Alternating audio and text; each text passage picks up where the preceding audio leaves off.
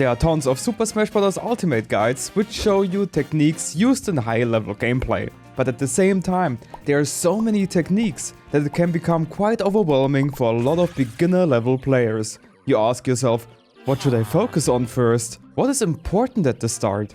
Today, I introduce you to the 5 most important movement techniques in Super Smash Bros. Ultimate. These 5 techniques are used in every single match on a pro level and are the essence of clean movement. They are so crucial that most of them are shared between several platform fighters. So not only are you learning movement for this game, but you can also put most of these techniques to use in other games like Rivals of Aether, for example.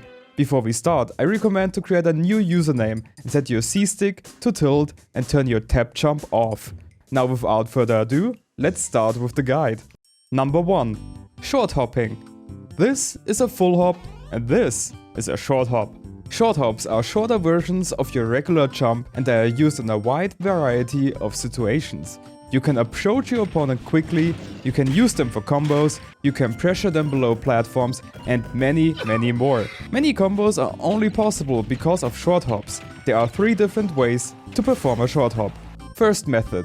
You press the jump button X or Y for a maximum of 3 frames. Here is why. This is the animation before your character jumps up in the air, also called jump squat. It takes every character 3 frames to leave the ground, except Kazuya, who takes 7 frames.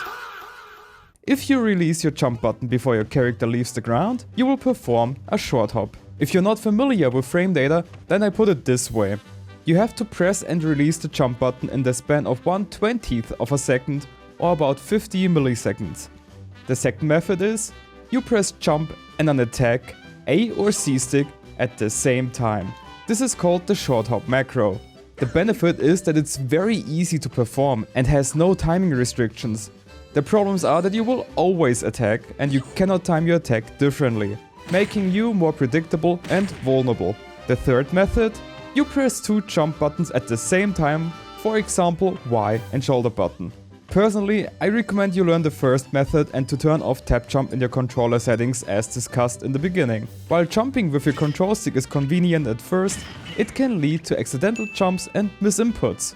The only one jump button method is the hardest in the beginning, but has the most benefits. You can time your attacks whenever you want to, or you don't have to attack at all and just move around to keep your opponent guessing or fake out an attack to grab them. Some combos also require a strict timing on your short hops and attacks. If this method is too hard in the beginning, I recommend setting your training mode timer to half time and try to press your jump button as fast as possible. If you get a few short hops, you can pick up the pace and try it until you get to regular speed. Try to get 10 short hops in a row and then you're good to go. Number 2. Fast falling. This is a normal fall and this is a fast fall. Fast falls let you land faster on the ground. This technique is used for moving around faster and especially for combos as well. It can also be used to mix up your landing speed when switching between normal falls and fast falls to throw your opponent off. You perform fast falls by pressing down on your control stick, but as easy as it sounds, there are some restrictions. You can only fast fall when you already reach the peak of your jump. Before that, it is impossible to fast fall. Now, what if your opponent knocks you away? In this moment, you enter the so-called tumble state. This describes when your character model is in the spinning animation while falling. During this animation, you cannot fast fall. However, if you do another action such as an aerial, a special move or an air dodge, you can fast fall again. However, if you air dodge, you can only start fast falling as soon as the air dodge animation is finished. I recommend to use your fastest aerial to get out of the tumble state. If you want to know your fastest aerial, I recommend going to ultimateframedata.com. On this website you can see the length of every single move and more. If that's too much information for you, just go by feeling in the beginning. To practice fast falls, I would recommend using a full hop and then pressing down at the peak of your jump. Repeat that for 10 times to get a feeling, and when you're comfortable enough, try to do the same with short hopping. This way you can already combine the 2 techniques. Number 3. Turnaround. This is a turnaround. Yes, it is just turning around your character model, but it is harder in a real match than you think it is. Try it out now, and I promise you that you'll start running or walking accidentally. Your positioning is very important in this game, and turnarounds help you to always face the direction you want to, unless you're playing one of the fighting game characters that automatically turn around. While turnarounds require a lot of precision with your control stick, there's an easy trick I used to make it work. Remember when you switched your C-stick from smash to tilts and turned your tap jump off? This comes in handy now. Move your control stick to the upper part and just slightly wiggle your control stick to the left and right. Congrats, you're turning around now. You can even combine it with your C-stick and grab button to get attacks and grabs out. To practice it with attacks, position yourself left of your opponent with your back towards them and move your stick to the upper right corner. In this moment, move your C-stick up to perform a so-called up tilt.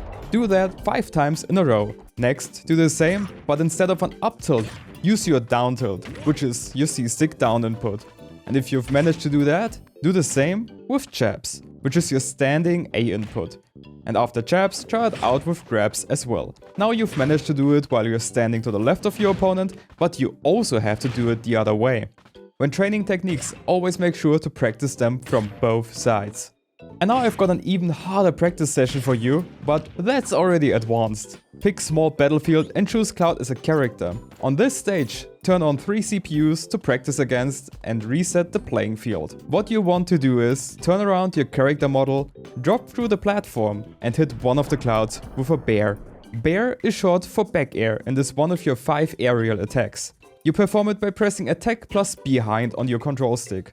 The other 5 areas are called fair, up air, dare and nair.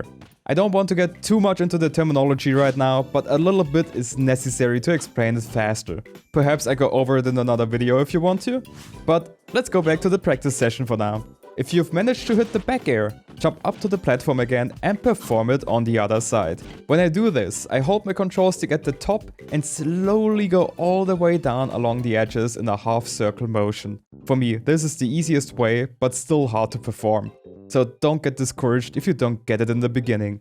After all, it is pretty hard. Number 4. Boosted Pivot Cancelling. A boosted pivot cancel lets you perform a tilt attack during your running animation and it lets you slide further. This technique is good for getting a tilt out instead of an unwanted dash attack, and it might provide the little bit of extra distance to reach your opponent just in time. This is how you perform it. Run into one direction with your character, then immediately turn your control stick into the opposite direction. This makes your character model turn around while it is still in motion, and then tap your C-stick forward again. If you've slided forward a bit and attacked with a forward tilt, you got it. You can also use this technique for the other tilts. To practice this, go into training mode with Marv and run to the right side to perform a boosted pivot cancel. Immediately go back to the left and perform another boosted pivot cancel. Do this 5 times in a row and you should be good to go. This is the only technique which is not beneficial for every character, but it is an important step for the next technique regardless. Number 5. Reverse Aerial Rush. A reverse aerial rush gives you the ability to turn around your character model while running and jumping. This is especially useful if you want to get a back air out instead of a forward air, for example. This technique gives you more control over the moves you want to use while moving around or during combos. To perform a reverse aerial rush, you have to run to the right side, turn your control stick to the opposite side, press your jump button and attack with your C-stick to the right. The jumping part can be very tricky because you have to press your Y button but also quickly switch to your C-stick to perform the attack. You might have noticed that it is very similar to the boosted pivot cancel, just with a jump squeezed between 2 of your inputs. There are 2 ways to make it more consistent. Number 1, a lot of players assign the jump action to a shoulder button to make it easier.